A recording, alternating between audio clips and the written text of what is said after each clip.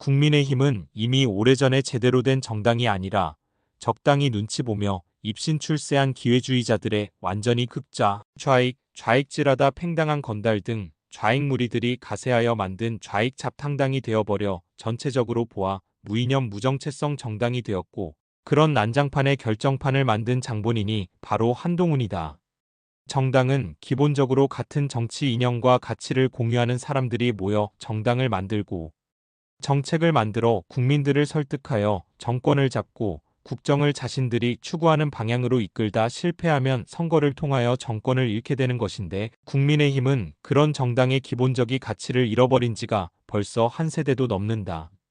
그러면서 그들이 집착하는 것이 중도이고 그 정체불명의 중도표를 잡는다고 지난 30년 이상을 끊임없이 좌로좌로 가다 보니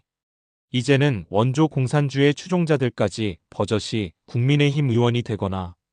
공산주의를 신봉한 김대중 똘마니들의 2세들이 국민의힘 배지를 달고 공공연히 반대한민국적 세력과 같은 목소리를 내고 있는 것이 작금의 국민의힘 사정인 것이다. 그래서 줏대 없이 육선이나 했다는 조경태가 2월 말이나 3월 초에 정치판 변동이 생기면즉 윤석열 대통령 탄핵이 가시화되면 한동훈도 대선 출마에 시동을 걸 수 있을 것이란 전망을 슬쩍 흘리고 있는 것이다. 조직 논리가 작동하여 한동훈이 비상대책위원장에 이어 당대표가 되어 권력을 휘두를 때 한동훈이 공천을 주었거나 비례대표 앞번호를 주어 국회 배지를 달게 해준 인간들과 주요 당직을 주어 회유한 인간들이 여전히 국민의힘에 남아있어 이들을 두고 언론은 친한계라고 부르는 모양이고,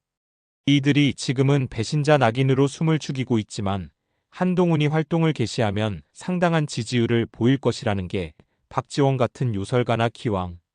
내친김에 몰빵을 선언한 조경태 같은 인간들이 기대하는 것이다. 아무리 권력이 좋다 할지라도 한동훈이 당대표를 할 때 육선인 조경태가 한동훈에 붙어 부역질을 해대는 것은 보기에 썩 좋지 않았다. 그런데 한동훈의 빤스끈이 떨어지고 그 원인이 배신자라는 영원히 뗄 수 없는 주홍글씨가 원인인 것을 아는지 모르는지 조경태가 다시 한동훈을 언급하며 2월 말경 등판할 수 있을 것이라고 애드벌룬을 띄우고 있으니 유시민 말대로 조경태도 나이 먹다 보니 뇌가 썩은 모양이다.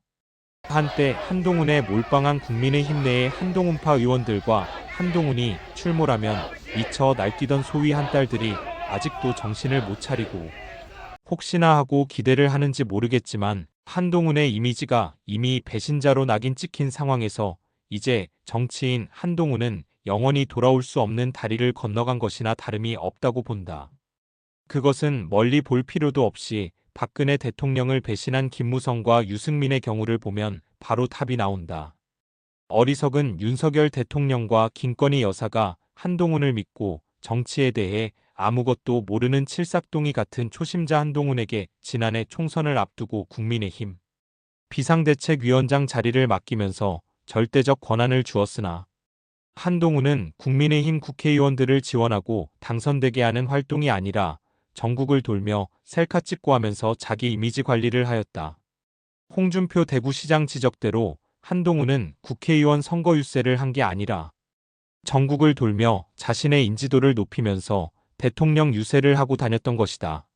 그 결과 한동훈 개인의 인지도는 올라가고 인기는 올랐으나 국민의힘은 국회의원 선거에서 역대 최악의 기록적인 참패를 당하였고, 그 결과 국회를 장악한 이재명과 더불어민주당이 대한민국을 접수한 인민군들의 해방구처럼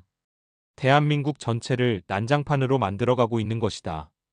지금 이 난장판의 원인은 근본적으로 윤석열 대통령의 사람 보는 안목이 부족하여 초래한 일이긴 하지만 구체적으로 따지고 보면 이 총체적 난국의 장본인은 누가 뭐래도 한동훈이고, 그래서 한동훈이 배신자로 낙인 찍힌 것이므로 국민의힘 내부의 친한계와 외곽의 한딸들이 당 안팎에서 아무리 지랄발광을 하더라도 한동훈의 재기는 절대 불가능할 것이다. 이번 윤석열 탄핵 과정에서 한동훈이 당권을 장악하고 한때 기회주의적 조중동 등 언론에 의해 이재명과 쌍벽을 이루는 차기 대선 주자로 부각되었으나 윤석열 대통령을 탄핵하는 배신행위를 함으로써 한동훈은 정치인으로 영원히 돌아올 수 없는 다리를 건넜다고 보는 것이 합리적일 것이다. 박근혜 대통령 탄핵 과정에서 배신 행위를 한 유승민은 고향이 대구여서 한때 TK의 기대를 한몸에 받았으나 배신자로 낙인 찍힌 후 그는 고향인 대구는 물론 전국 어디에서도 당선될 가능성이 없어 출마할 수 없도 없는 백수가 되어 이따금 좌익 방송이나 등에서 그들의 입맛에 맞는 소리를 기대하고 부르면 달려가 따뜻한 보수니 뭐니 하는 헛소리나 찌꺼리는 정치낭인이 되고 말았다. 김무성 역시 배신자로 낙인 찍힌 후 국민의힘 내부에서 공천을 받을 가능성이 희박한 데다. 그렇다고 과거 김영삼처럼 무소속으로라도 출마할 정도의 정치적 신뢰를 받지 못하기에 부산이나 그 밖의 지역에서 다시 정치활동을 할 수 없는 정치낭인으로 전락하여 비참한 노후를 보내고 있다. 이에 비해 한동훈은 유승민이나 김무성과 같이 보수적 정서가 강한 대구나 부산을 고향으로 두고 있지도 않거니와 단지 윤석열 대통령이 엄청난 권한을 몰아주어 잠시 잠깐 그 권력을 배경으로 날뛴 하루살이 건달에 불과하다. 그리고 권성동과 권영세 등 비겁한 기회주의자들이 지금 한동훈이 당원 게시판에 자신을 비롯한 부인과 처가집장인 장모 실명으로 윤석열 대통령 내외를 비난한 것에 대한 당무감사 등을 통해 밝혀내지 않고 있지만 한동훈이 날뛰다간 언제든 불거져 나올 배신행위이므로 한동훈의 재기는 더욱 어렵다고 보는 것이다. 아울러 윤석열 대통령 탄핵에 찬성표를 던졌을 것으로 추정되는 조경태, 배현진, 안철수, 김성욱, 한지아 등 12명의 배신자들에 대한 응징도 머지않았다고 생각한다.